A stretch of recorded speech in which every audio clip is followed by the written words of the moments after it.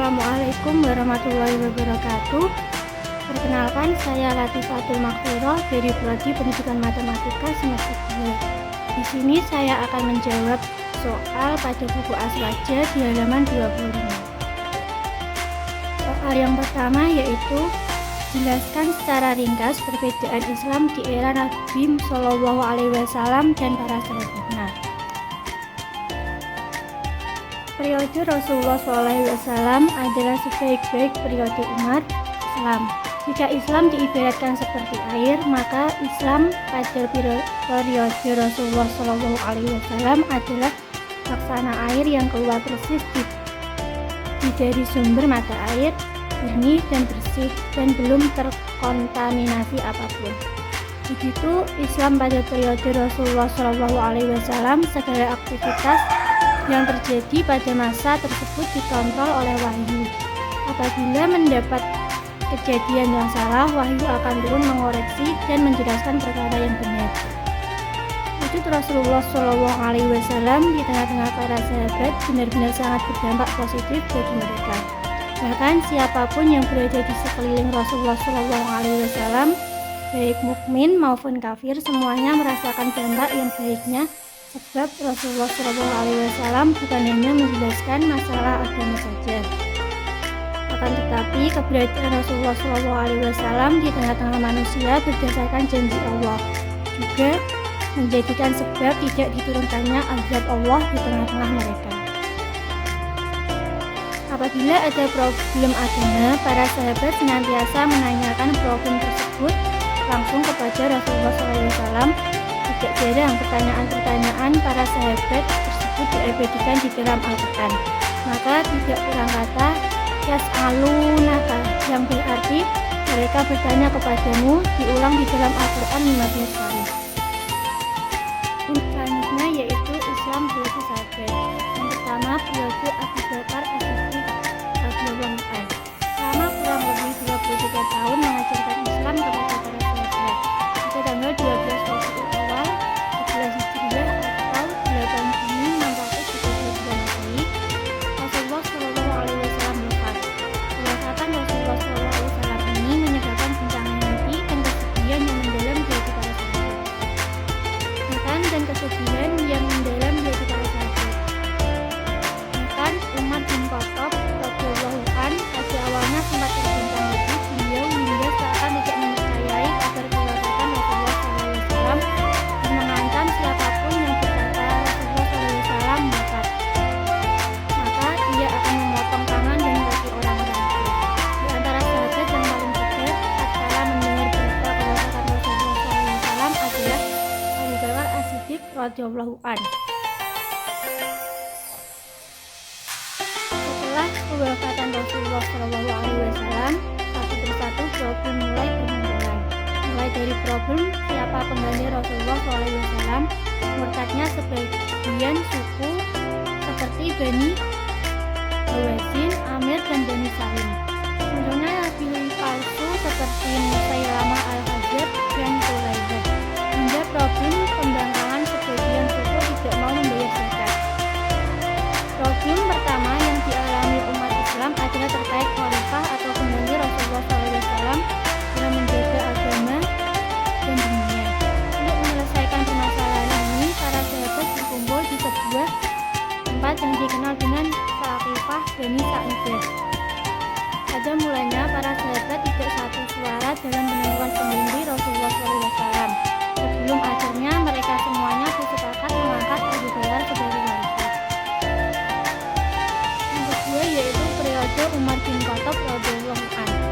Sepeninggalan Abu Bakar As-Siddiq radhiyallahu anhu, kekhalifahan diteruskan oleh Umar bin Khattab radhiyallahu anhu.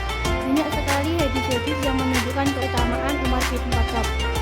Di antaranya adalah sabda Nabi Shallallahu Alaihi Wasallam yang artinya, sesungguhnya Allah menjadikan kebenaran atas lisan dan hati Umar. Jadi riwayat At-Tirmidzi. Pada masa kepemimpinan Umar bin Khattab ini sama seperti era Abu Bakar, umat Islam masih cenderung kondusif dan belum ada perpecahan yang tampak. Umat Islam mulai tampak terpecah sepeninggalan Umar bin Khattab. Peninggalan beliau, pintu fitnah mulai benar-benar terbuka. Terbukanya pintu fitnah setelah kewafatan Umar ini karena diisyarahkan oleh Rasulullah SAW dalam salah satu sabda beliau yang diriwayatkan oleh Abu Huzaifah al-Yamani. Imam Bukhari meriwayatkan bahwa suatu ketika Umar bertanya kepada para sahabat, siapa di antara kalian yang hafal sabda Rasulullah SAW tentang fitnah? Lalu di antara para sahabat ada yang menjelaskan fitnah seorang yang dapat dilebur dosanya dengan sholat, sedekah, dan amar ma'ruf nahi munkar. Lalu Umar berkata, bukan fitnah seperti itu yang aku tanyakan, akan tetapi fitnah yang sangat dahsyat bagaimana dahsyatnya gelombang air laut. Sabda Rasulullah SAW ini benar-benar terjadi setelah meninggalnya Umar bin Khattab dengan cara dikecam ketika sholat oleh seorang majusi.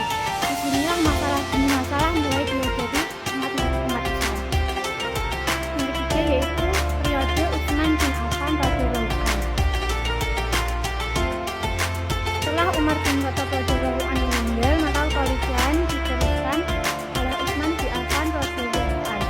Pada awal beliau menjabat sebagai khalifah, kondisi umat Islam masih kondusif dan baik-baik saja. Namun pada tahun-tahun terakhir kekhalifahan beliau mengalami banyak masalah.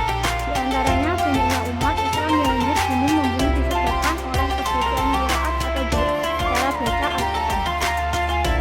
Oleh sebab itu, di tahun-tahun terakhirnya Utsman disibukkan dengan menulis ulang Al-Quran ke dalam satu mushaf. Kesibukan Utsman dalam kodifikasi Al-Quran ini menjadikan beliau tidak dapat mengawasi pemerintahan secara maksimal seperti sebelumnya. Hingga banyak yang tidak puas atas pemerintahan beliau. Puncaknya orang-orang yang tidak puasa terhadap kepemimpinan Utsman mengajarkan demonstrasi besar-besaran di depan rumah Utsman. Hingga pada akhirnya beliau pun terbunuh di tangan salah satu pendemo tersebut. Dan yang terakhir yaitu pada masa periode Ali bin Abi Thalib radhiyallahu anhu. Di masa Ali, problematika politik semakin menjadi-jadi. Beberapa sahabat seperti Sayyidah Aisyah radhiyallahu anha dan Muawiyah bin Abu Sufyan radhiyallahu anhu tidak puas terhadap kinerja Khalifah Ali yang tidak segera menghukum pembunuh Utsman bin Affan. Akhirnya dari ketidakcocokan ini tercetuslah peperangan antara Sayyidah Aisyah dan Khalifah Ali bin Abi Thalib yang dikenal dengan Perang Jamal. Dinamakan Perang Jamal sebab dalam peperangan ini Sayyidah Aisyah mengendarai unta yang sangat besar. Ini terjadi perang antara Muawiyah bin Abu Sufyan dengan Ali bin Abi Thalib yang dikenal dengan Perang Siffin. Sebab peperangan ini terjadi di lembah Siffin. Selanjutnya yaitu soal yang kedua, bagaimanakah sikap kita seharusnya dalam menanggapi konflik yang terjadi di antara para sahabat? Generasi sahabat adalah generasi terbaik umat Islam. Apabila Rasulullah SAW adalah manusia terbaik, maka Allah pilihkan orang-orang terbaik untuk menjadi sahabat beliau. Di antara keistimewaan sahabat adalah mereka mengetahui tempat, waktu, situasi, dan kondisi turunnya ayat Al-Quran. Sehingga dalam memahami Al-Quran dan hadis, mereka lebih diunggulkan daripada orang-orang yang hidup di generasi setelah sahabat. Lalu bagaimana kita bersikap dalam menanggapi konflik sahabat? Sikap kita adalah sebagaimana yang dikatakan oleh Ibnu Ruslan berkata dalam bukunya. Dan artinya segala konflik yang terjadi di antara para sahabat kita wajib diam.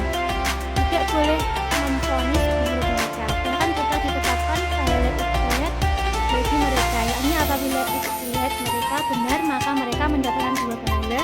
Dan apabila ijtihad mereka salah maka mereka mendapatkan 1 pahala.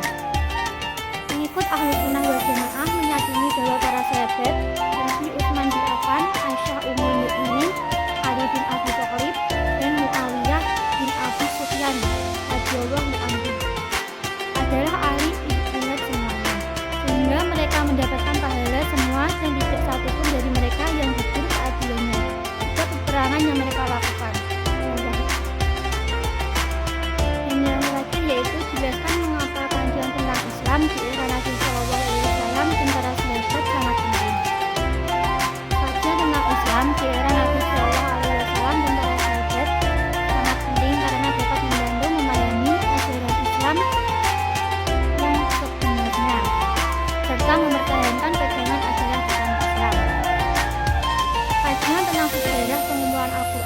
masa Nabi Muhammad SAW, era Khulafaur Rasyidin, hingga periode-periode berikutnya dapat membantu melestarikan dan mengamankan Al-Quran. Sekian penjelasan dari saya, kurang lebihnya saya minta maaf. Wassalamualaikum warahmatullahi wabarakatuh.